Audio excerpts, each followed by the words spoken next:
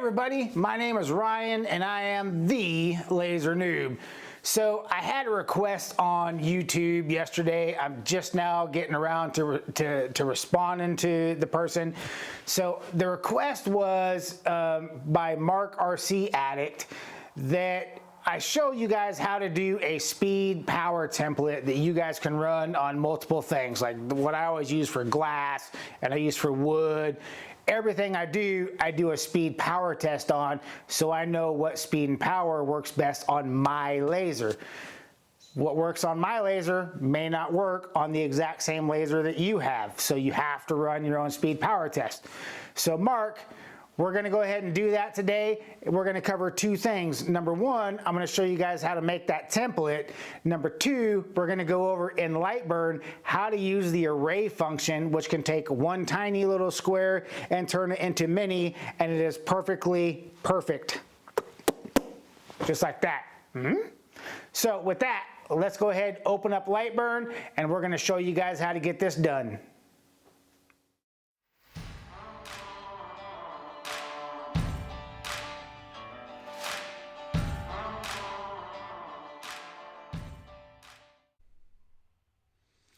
Okay, so here we go. We got Lightburn open. We have a blank canvas here.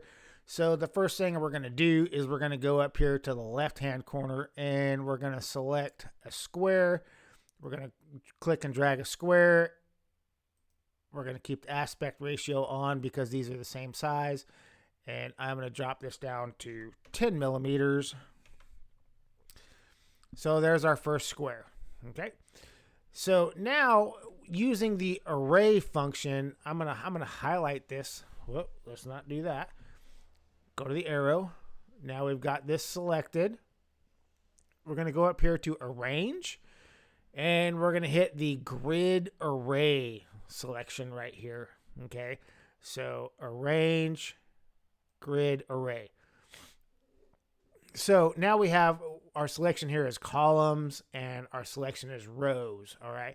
So columns are up and down and rows are left to right. All right. So we're not going to do a big full one. I'm just showing you guys the basics. We're going to do, say, 5 columns and we're going to do 5 rows. Now, right here, I have reverse direction enabled. If you do not have reverse direction enabled, it will add them to the top. I like to add them to the bottom. So I'm going to go 5 rows. Okay. Now you'll see if I turn reverse direction off and I add a row, it adds it to the top. And I'm going to take it away and turn that back on. All right. So now we've got our 5 and our 5. And we're just going to select OK. Our spacing is nice. It's at 2 millimeters. So they're not right on top of each other. There's just a little separation, make it easy to see. And we're going to click OK. So now what we've got to do is we have got to take each one of these and we have to assign a speed and power to each one of these. So each row each row here is going to be 1 speed, and then each column is going to be 1 power. So if I go and add some text and I put, say, 4.2. So I do everything in millimeters a second. I'm going to show you guys how to change that, and it is really super easy. So I have got 4.2, and then I'm going to type in 8.3, and then 12.5, 5, then 16.7, and our 5th one is going to be 20.8. Okay, so now I can take these. I'm going to select my arrow again, and I'm going to take that 4.2, and I'm going to put it right next to that row, 8.3 on the second row, 12.5, 16.7, and 20.8. Now I can actually highlight those, and I can go up here, and I can distribute objects horizontally, or I can do it again at, whoops, centered. So I can go Control Z, Control Z, Control Z, bring that back to where it was.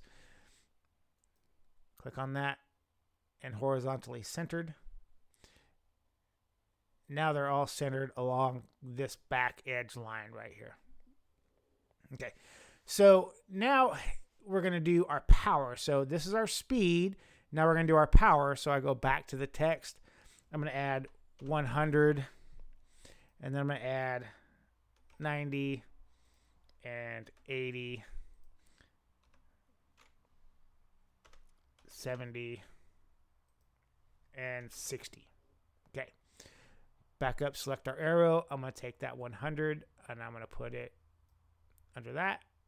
And then obviously our 90, counting backwards, our 80,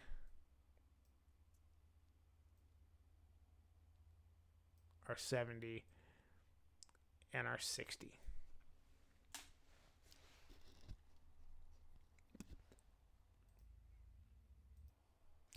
Okay, so now we come to how are we going to tell Lightburn how we're going to differentiate 4.2 millimeters a second at 100% power on this one compared to 90, 80, 70, and 60. So, oh, that looks horrible. Let me move that up. Okay, a little bit better. So what I'm going to do here is we're going to take this row right here and we're going to make that our 00 row. Okay. Don't worry about where it says COO or any of that. I can actually drag that up and put that on that's going to be our top row. Okay. So the COO, I'm not worried about that. We're on fill and it's already set for 4.2 millimeters a second at 100% power. But now I need to change this. This square's got to be 90% power. This has got to be 80, 70, and 60. So I'm going to select this square and I'm going to go over here to shape properties. And what I do is I go to my power scale right here. I'm going to go 90. Okay. And then I can hit tab. So now if staying on shape properties, if I click on this one, that should be 100% power. This is at 90. And then the other three are still at 100 because I haven't changed them. Okay. So now this one, I'm going to change the power scale to 80. And then we're going to go 70. And then 60. Okay. So now that row is done. So we've got 100, 90, 80, 70, and 60% power. Okay, so now for our next line. So what we're going to do is we're going to click and drag. We're going to select that next row. That's going to be blue. We're going to go back to our cuts and layers. Okay, and we're going to drag that up. That's going to be our second one. All right, and now we're on fill, but this still says 4.2. So now I'm going to change that to 8.3. And I'm leaving that at 100% power. And I have constant power mode deselected. So now we know that this row is always going to be 8.3 millimeters a second. And now all we got to do is click OK. And then we're going to go into deselect. We're going to select this square. Shape properties, and we're going to do the same thing that we did with the first row. This is going to be 90. Third one's going to be 80. Fourth one's going to be 70. And our last one is going to be 60. Okay, so now here we go. We've got 100, 90, 80, 70, and 60. And then we're just going to rinse and repeat. So we'll do one more row. So our 12.5 millimeters a second, we're going to make that green. Go to our cuts and layers. We're going to drag that up above the orange. And that's going to be 12.5. It's already at 12.5. So now we're going to go back to our shape properties. That first one is at 100. That second one is going to be 90, 80, 70, and then 60.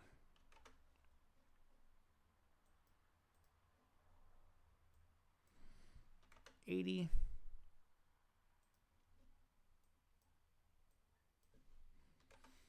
70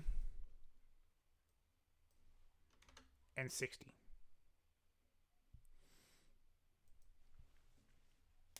And we can just continue that on. So when you're doing glass, depending on what type of medium you're using, like cold galvanized, you know, this is usually going to be the range with a 5 or 10 watt laser. With a 5 watt, you're not even going to get white with cold galvanized. But if you're trying to get cold galvanized, you're using that and you're trying to get white. So with like a 10 watt, you might get it at 4.2 or 8.3 at one of these higher powers. Okay. So with tempera, it's usually going to be the 12.5 to 8.3 range, and at the 100 to 90. So that's for glass, but you can change this for wood too. So you can make this however you want. 4.2 millimeters a second is great for cutting, but if you're trying to engrave a photo or etch a photo onto wood, 4.2 is going to be real slow at this power. But you can always burn this on each type of wood that you're using, and that's going to give you, even though it's always going to be a little different with the same woods, that's going to give you a baseline to start with. All right, so now I know some of you don't like to use millimeters a second, and that is not a problem, and I'm going to show you how to fix that. Okay, so if we want to change all our speeds you see here are 4.2, 8.3, 12.5, and 20.8. All right, for all of the layers we have right now. So we're not even worried about these ones. We haven't even done these, so we can go ahead and just delete those for right now, just to show you guys. Okay. And this, we're not worried about our speed and power at this point in time. Usually these are going to be around your 12.5 range for your speed, power, and, you know, or your speed here and your power here. All right, so now if you want to get this off of the millimeters a second, or you're doing it in millimeters a minute, or inches a minute, or however you want to do it, okay, all you got to do is you're going to go up here to the little cogs, and you're going to select millimeters a minute. Now, when you do, look, so I got 4.2, 8.3, 12.5. All right, now I'm going to change that to millimeters a minute, and I'm going to click OK. And you see how that automatically changes to 252, 498, 750, and 1250. So now we're running millimeters a minute. All right, if you don't want millimeters a minute, you go back in here and you go inches per minute and you click OK. It's automatically going to change that speed for your laser. So you can set it up however you want. And if you decide later on you don't want to do inches per minute and you want to do millimeters a second, all you got to do is go to the cog and change that. So instead of 9.9 inches a minute, you're doing 4.2 millimeters a second. So it's that easy. That's the easiest way that you guys can create your own speed power test. And like I said, I encourage you guys to run that on everything. Don't ever take anybody's settings off of Facebook and try and use them on your own, because they may not work. My 10 watt may be more or less powerful than your 10 watt. It really is that easy. No two lasers usually are the same. So with that, you guys have got that info. And if you guys got any questions, put them in the comments below and I'll answer them. All right, so that was nice and easy and pretty painless. You know, it's a little bit time consuming to do each square and change the power on each one. But I mean, that way you guys now know how to make a speed power test for whatever you guys want to do. You don't necessarily have to start off at 4.2 millimeters a second. You can start off at 50 millimeters a second and go from there. Change your speed and powers however you want it and adjust it however you want it. And just create your own custom speed power test. So like I said, if you guys have any questions, put them down in the comments below. I will make sure I answer them. Thank you guys for watching this video. Please make sure that you subscribe to the channel, like the video, share it with your friends. I appreciate it, and we'll see you guys in the next video.